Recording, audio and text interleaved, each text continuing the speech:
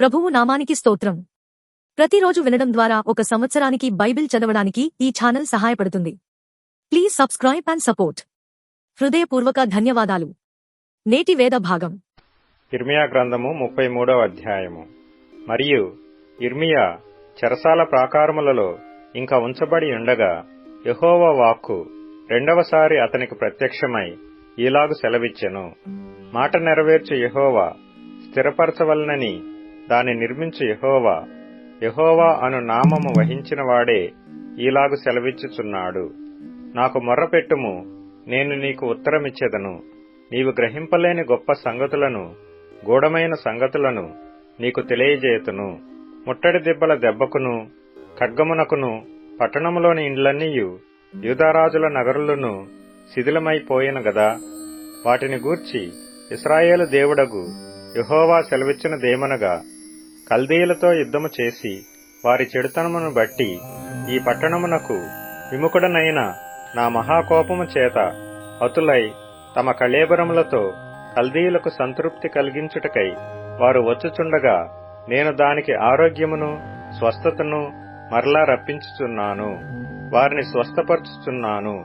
వారికి సత్య సమాధానములను సమృద్ధిగా బయలుపరచెదను. చెరలో నుండిన యూదా వారిని, ఇశ్రాయేలు వారిని నేను రప్పించుచున్నాను. మొదట నుండినట్లు వారిని స్థాపించుచున్నాను. వారు నాకు విరోధముగా చేసిన పాప దోషము నిలవకుండా వారిని పవిత్రపరతును. వారు నాకు విరోధముగా చేసిన దోషములన్నిటినీ, తిరుగుబాటులన్నిటినీ క్షమించెదను. భూజనులందరి ఎదుట వారు నాకిష్టమైన పేరుగాను, స్తోత్ర కారణముగాను, ఘనతాస్పదముగాను ఉందురు. నేను వారికి చేయు సకల ఉపకారములను గూర్చిన వర్తమానములను జనులు విని, నేను వారికి కలుగజేయు సమస్త క్షేమమును బట్టియు సమస్తమైన మేలును బట్టియు భయపడుచు దిగులు నొందుదురు. యెహోవా ఇలాగు సెలవిచ్చుచున్నాడు, ఇది పాడైపోయెను, దీనిలో నరులు లేరు, నివాసులు లేరు, జంతువులు లేరు అని మీరు చెప్పు ఈ స్థలములోనే మనుషులైనను నివాసులైనను జంతువులైనను లేక పాడైపోయిన యూదా పట్టణములలోనే యెరూషలేము వీధులలోనే సంతోష స్వరమును, ఆనంద శబ్దమును, పెండ్లి కుమారుని స్వరమును, పెండ్లి కుమార్తె స్వరమును, యెహోవా మంచివాడు, ఆయన కృప నిరంతరముండును, సైన్యములకు అధిపతియగు యెహోవాను స్తుతించుడి అని పలుకువారి స్వరమును మరలా వినబడును. యెహోవా మందిరములోనికి స్తుతి యాగములను తీసుకుని వచ్చు వారి స్వరమును మరలా వినబడును. మునుపటి వలె ఉండుటకై చెరలోనున్న ఈ దేశస్థులను నేను రప్పించుచున్నానని యెహోవా సెలవిచ్చుచున్నాడు.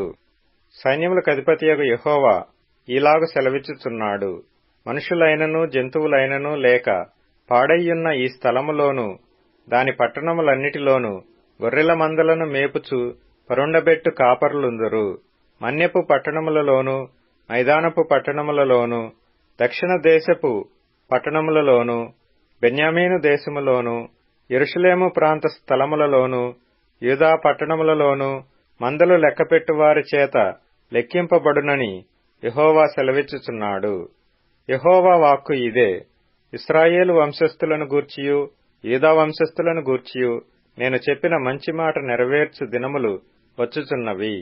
ఆ దినములలో ఆ కాలమందే నేను దావీదునకు నీతి చిగురును మొలిపించెదను. అతడు భూమి మీద నీతి న్యాయములను అనుసరించి జరిగించును. ఆ దినములలో యూదావారు రక్షింపబడుదురు, యెరూషలేము నివాసులు సురక్షితముగా నివసింతురు. యెహోవాయే మనకు నీతి అని యెరూషలేమునకు పేరు పెట్టబడును. యెహోవా ఇలాగు సెలవిచ్చుచున్నాడు, ఇశ్రాయేలు వారి సింహాసనము మీద కూర్చుండువాడొకడు దావీదునకుండక మానడు. ఎడతెగక దహన బలులను అర్పించుటకును, నైవేద్యములనర్పించుటకును, బలులను అర్పించుటకును నా సన్నిధిని యాజకులైన లేవీయులలో ఒకడుండక మానడు. మరియు యెహోవా వాక్కు ఇర్మియాకు ప్రత్యక్షమై ఇలాగు సెలవిచ్చెను. యెహోవా ఆజ్ఞ ఇచ్చునదేమనగా, దివారాత్రములు వాటి సమయములలో ఉండకపోవునట్లు నేను పగటికి చేసిన నిబంధనను, రాత్రికి చేసిన నిబంధనను మీరు భంగము చేయగలిగిన ఎడల నా సేవకుడైన దావీదు సింహాసనము మీద కూర్చుండి రాజ్యపాలన చేయు కుమారుడు అతనికి ఉండక మానడని అతనితో నేను చేసిన నిబంధన వ్యర్థమగును. మరియు నా పరిచారకులైన లేవీయులగు యాజకులతోనూ నేను చేసిన నా నిబంధన వ్యర్థమగును.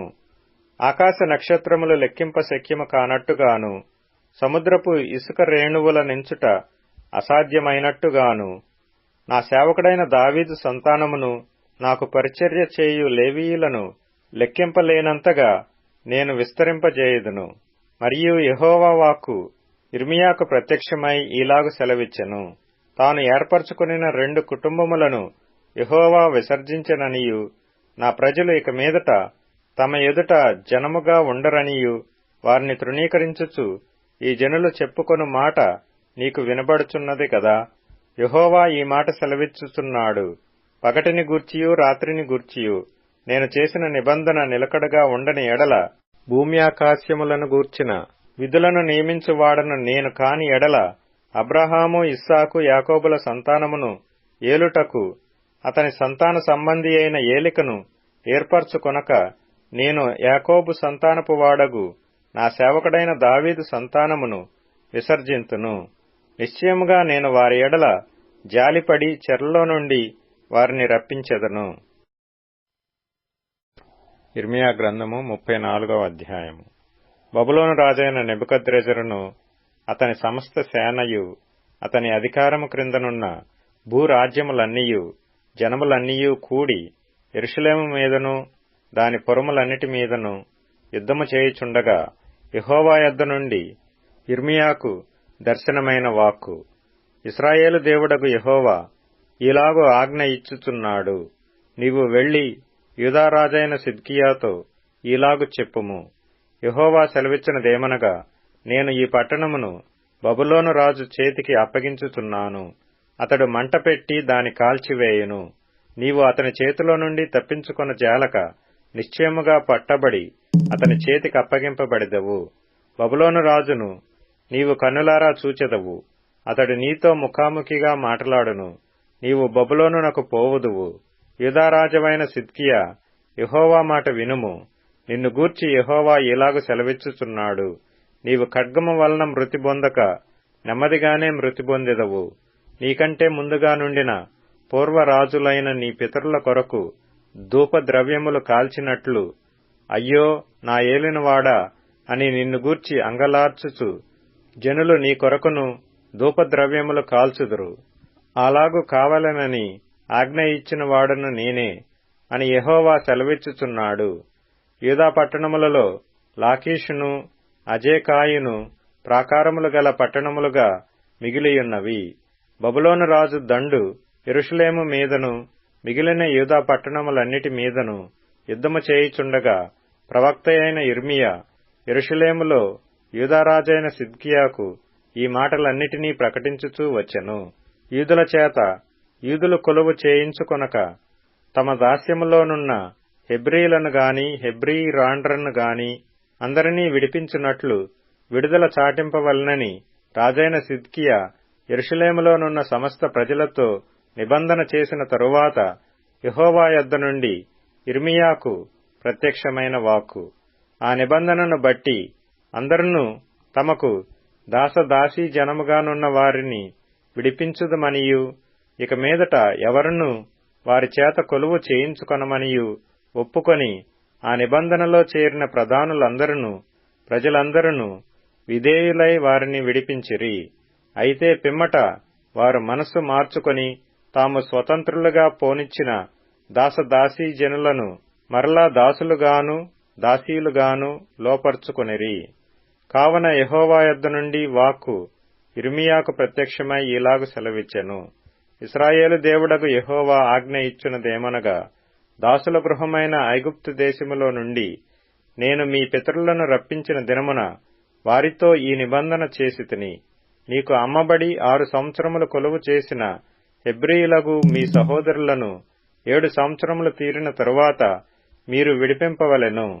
అయితే మీ పితరులు తమ చెవియొగ్గక నా మాట అంగీకరింపకపోయిరి. మీరైతే ఇప్పుడు మనస్సు మార్చుకొని ఒక్కొక్కడు తన పొరుగువానికి విడుదల చాటింతమని చెప్పి నా పేరు పెట్టబడిన ఈ మందిరమందు నా సన్నిధిని నిబంధన చేసితిరి, నా దృష్టికి యుక్తమైనది చేసితిరి. పిమ్మట మీరు మనస్సు మార్చుకుని నా నామమును అపవిత్రపరిచితిరి. వారి ఇచ్ఛానుసారముగా తిరుగునట్లు వారిని స్వతంత్రులుగా పోనిచ్చిన తరువాత అందరూ తమ దాసదాసీలను మరలా పట్టుకొని తమకు దాసులుగాను దాసీలుగాను ఉండుటకై వారిని లోపర్చుకొంటిరి. కాబట్టి యెహోవా ఇలాగు సెలవిచ్చుచున్నాడు, ఒక్కొక్కడు తన సహోదరులకును తన పొరుగువారికిని విడుదల ప్రకటింపవలనని నేను చెప్పిన మాట మీరు వినకపోతిరే. ఆలోచించుడి, విడుదల కావాలనని నేనే చాటించుచున్నాను. అది ఖడ్గ క్షేమ సంకటముల పాలగుటకైన విడుదలయే. భూరాజ్యములన్నిటిలోనూ ఇటు అటు చెదరగొట్టుటకు మిమ్మును అప్పగించుచున్నాను. మరియు నా సన్నిధిని తాము చేసిన నిబంధన మాటలు నెరవేర్చక దానిని అతిక్రమించు వారిని తాము 2 భాగములుగా కోసి వాటి మధ్య నడిచిన దూడతో సమానులుగా చేయుచున్నాను. అనగా యూదా అధిపతులను, యెరూషలేము అధిపతులను, రాజపరివారములోని వారిని, యాజకులను, దేశజనులనందరినీ, ఆ దూడ యొక్క 2 భాగముల మధ్య నడిచిన వారినందరినీ ఆ దూడతో సమానులుగా చేయుచున్నాను. వారి శత్రువుల చేతికిని, వారి ప్రాణము తీయచూచు వారి చేతికిని వారినప్పగించుచున్నాను. వారి కళేబరములు ఆకాశ పక్షులకును భూమృగములకును ఆహారముగా నుండును. యూదారాజైన సిద్కియాను అతని అధిపతులను వారి శత్రువుల చేతికిని, వారి ప్రాణము తీయజూచు వారి చేతికిని, మీ యొద్ద నుండి వెళ్లిపోయిన బబులోను రాజు దండు చేతికిని అప్పగించుచున్నాను. యెహోవా వాక్కు ఇదే. నేను ఆజ్ఞ ఇచ్చి ఈ పట్టణమునకు వారిని మరలా రప్పించుచున్నాను. వారు దానిమీద యుద్ధము చేసి దాని పట్టుకొని మంట పెట్టి దాని కాల్చివేసెదరు. మరియు యూదా పట్టణములను పాడుగాను నిర్జనముగాను చేయుదును. తెసలోనికయులకు రాసిన 2వ పత్రిక 3వ అధ్యాయము. తుదకు సహోదరులారా, మీలో జరుగుచున్న ప్రకారము ప్రభువు వాక్యము శీఘ్రముగా వ్యాపించి మహిమ పర్చబడు నిమిత్తమును, మేము మూర్ఖులైన దుష్ట మనుష్యుల చేతిలో నుండి తప్పింపబడు నిమిత్తమును మా కొరకు ప్రార్థించుడి. విశ్వాసము అందరికీ లేదు, అయితే ప్రభువు నమ్మదగినవాడు. ఆయన మిమ్మును స్థిరపరిచి దుష్టత్వము నుండి కాపాడును. మేము మీకు ఆజ్ఞాపించు వాటిని మీరు చేయుచున్నవారనియు ఇక చేయుదురనియు ప్రభువునందు మిమ్మును గూర్చి నమ్మకము కలిగియున్నాము. దేవుని యందలి ప్రేమయు క్రీస్తు చూపిన ఓర్పును మీకు కలుగునట్లు ప్రభువు మీ హృదయములను ప్రేరేపించునుగాక. సహోదరులారా, మా వలన పొందిన బోధన ప్రకారము కాక ఆ క్రమముగా నడుచుకొను ప్రతి సహోదరుని యొద్ద నుండి తొలగిపోవలెనని మన ప్రభువైన యేసుక్రీస్తు పేరట మీకు ఆజ్ఞాపించుచున్నాము. ఎలాగు మమ్మును పోలి నడుచుకొనవలెనో మీకే తెలియను. మేము మీ మధ్యను అక్రమముగా నడుచుకొనలేదు, ఎవని యొద్దను ఉచితముగా ఆహారము పుచ్చుకొనలేదు. మేము మీలో ఎవనికిని భారముగా ఉండకూడదని ప్రయాసముతోనూ కష్టముతోనూ రాత్రింబగళ్లు పనిచేయుచు జీవనము చేసితిమి. మీరు మమ్మును పోలి నడుచుకొనవలెనని మమ్మును మేము మాదిరిగా కనపరుచుకొనుటకే ఇలాగు చేసితిమి గాని మాకు అధికారము లేదని చేయలేదు. మరియు మేము మీ యొద్ద ఉన్నప్పుడు ఎవడైనను పని చేయనొల్లని ఎడల వాడు భోజనము చేయకూడదని మీకు ఆజ్ఞాపించితిమి గదా. మీలో కొందరు ఏ పనియు చేయక పరుల జోలికి పోవుచు అక్రమముగా నడుచుకొనుచున్నారని వినుచున్నాము. అట్టివారు నెమ్మదిగా పనిచేయుచు సొంతముగా సంపాదించుకొనిన ఆహారము భుజింపవలెనని మన ప్రభువైన యేసుక్రీస్తు పేరట వారిని ఆజ్ఞపూర్వకముగా హెచ్చరించుచున్నాము. సహోదరులారా, మీరైతే మేలు చేయుటలో విసుకవద్దు. ఈ పత్రిక మూలముగా మేము చెప్పిన మాటకు ఎవడైనను లోబడని ఎడల అతనిని కనిపెట్టి అతడు సిగ్గుపడు నిమిత్తము అతనితో సాంగత్యము చేయకుడి. అయినను అతనిని శత్రువుగా భావింపక సహోదరునిగా భావించి బుద్ధి చెప్పుడి. సమాధానకర్తయగు ప్రభువు తానే ఎల్లప్పుడూ ప్రతి విధము చేతను మీకు సమాధానము అనుగ్రహించుగాక. ప్రభువు మీకందరికీ తోడయ్యుండునుగాక. పౌలను నేను నా చేవ్రాతతో వందనమని వ్రాయుచున్నాను. ప్రతి పత్రిక యందును అదే గురుతు. నేను వ్రాయుట ఇలాగే. మన ప్రభువైన యేసుక్రీస్తు కృప మీకందరికీ తోడైయుండును గాక. కీర్తనల గ్రంథం 109వ కీర్తన. నా స్తుతికి కారణభూతుడవగు దేవా, మౌనంగా ఉండకుము. నన్ను చెరపవలెనని భక్తిహీనులు తమ నోరు తెరిచియున్నారు. వారు నా మీద అబద్ధములు చెప్పుకొనుచున్నారు. నన్ను చుచుక్కొని నా మీద ద్వేషపు మాటలాడుచున్నారు. నిర్నిమిత్తముగా నాతో పోరాడుచున్నారు. నేను చూపిన ప్రేమకు ప్రతిగా వారు నా మీద పగబట్టియున్నారు. అయితే నేను మానక ప్రార్థన చేయుచున్నాను. నేను చేసిన మేలునకు ప్రతిగా కీడు చేయుచున్నారు. నేను చూపిన ప్రేమకు ప్రతిగా నా మీద ద్వేషముంచుచున్నారు. వాని మీద భక్తిహీనుని అధికారిగా నుంచుము. అపవాది వాని కుడిప్రక్కను నిల్చును గాక. వాడు విమర్శలోనికి తేబడినప్పుడు దోషి అని తీర్పు నొందునుగాక. వాని ప్రార్థన పాపమగునుగాక. వాని జీవిత దినములు కొద్దివగునుగాక. వాని ఉద్యోగమును వేరొకడు తీసుకొనుగాక. వాని బిడ్డలు తండ్రి లేని వారవుదురుగాక. వాని భార్య విధవరాలగునుగాక. వాని బిడ్డలు దేశదిమ్మరులై భిక్షమెత్తుదురుగాక. పాడుపడిన తమ ఇండ్లకు దూరముగా జీవనము వెదుకుదురుగాక. వాని ఆస్తి అంతయు అప్పులవారు ఆక్రమించుకొందురుగాక. వాని కష్టార్జితమును పరులు దోచుకొందురుగాక. వానికి కృప చూపువారు లేకపోవుదురుగాక. తండ్రి లేని వాని బిడ్డలకు దయచూపువారు ఉండకపోవుదురుగాక. వాని వంశము నిర్మూలము చేయబడునుగాక. వచ్చుతరమునందు వారి పేరు మాసిపోవునుగాక. వాని పితరుల దోషము యెహోవా జ్ఞాపకములో నుంచుకొనుగాక. వాని తల్లి పాపపు తుడుపు పెట్టబడకయుండునుగాక. ఆయన వారి జ్ఞాపకమును భూమి మీద నుండి కొట్టివేయునట్లు ఆ పాపములు నిత్యము యెహోవా సన్నిధిని కనబడుచుండునుగాక. ఏలయనగా కృపచూపవలెనన్న మాట మరచి శ్రమనొందిన వానిని, దరిద్రుని, నలిగిన హృదయము గలవానిని చంపవలెనని వాడు అతని తరిమెను. శపించుట వానికి ప్రీతి గనుక అది వాని మీదికి వచ్చియున్నది. దీవెనయందు వానికిష్టము లేదు గనుక అది వానికి దూరమాయెను. తాను పైబట్ట వేసికొనున్నట్లు వాడు శాపము ధరించెను. అది నీళ్లవలె వాని కడుపులో చొచ్చియున్నది. తైలము వలె వాని ఎముకలలో చేరియున్నది. తాను కప్పుకొను వస్త్రము వలెను, తాను నిత్యము కట్టుకొను నడికట్టు వలెను అది వానిని వదలకుండునుగాక.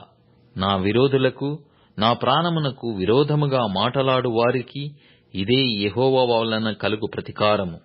యెహోవా, ప్రభువా, నీ నామమును బట్టి నాకు సహాయము చేయుము.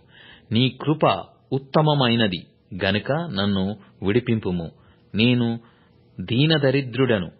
నా హృదయము నాలో గుచ్చబడియున్నది. సాగిపోయిన నీడవలె నేను క్షీణించియున్నాను.